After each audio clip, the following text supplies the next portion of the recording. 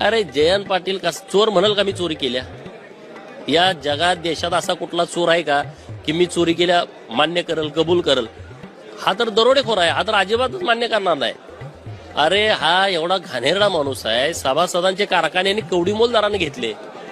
जतचा सहकारी साखर कारखाना 250 एकरामध्ये कारखाना आहे. 5 लाख रुपये गुंठ्याची जमीन आहे. जत शहराला लागून कधी पण तुम्ही या, नुसत्या 40 कोटीत घेतला.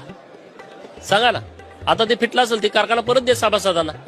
250 एकराच्या जमिनीची व्हॅल्युएशन ह्याच्या गुन्हा दाखल झाला पाहिजे ना, चौकशी झाली पाहिजे याची.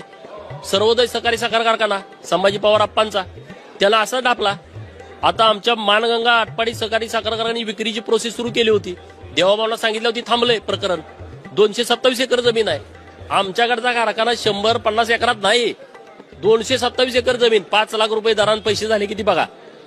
तिथं एक आटपाडीला सुतगिरणी होती, ती विकली मध्यवर्ती बँकेनं. 40 कोटी लिलावाची किंमत ठरली, जाहिरात दिली. 40 कोटी हे लिलावाची कमीत कमी किंमत आहे.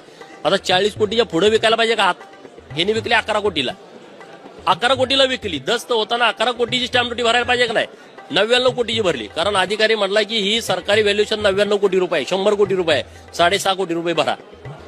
11 कोटीची सुतगिरणी, 6.5 कोटी रुपये स्टॅम्प ड्युटी. क्लिअर कट आहे, इथं भ्रष्टाचार झाला.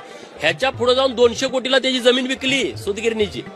सरकारचं 24 कोटी घेतलेलं तसंच बुडवलं, 10 लाख रुपये भरलं. सरकार तर पैसे भरायचे, या अधिकाऱ्यांनी त्याला एनओसी देऊन टाकली.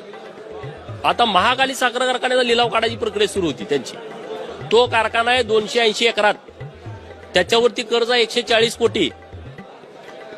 बँकेनं त्या कारखान्याला जमीन विक्रीला परवानगी दिली आहे. जमीन विक्रीचा दर काढलाय 35 लाख रुपये गुंठा. आता 140 कोटी फेडायला 20 एकर विकलं, 140 फिटून परत 40 शिल्लक राहतात कारखान्यानं. जयंत पाटील म्हणते नाही विकायचं नाही, बंद पाडायचं मीच घेणार.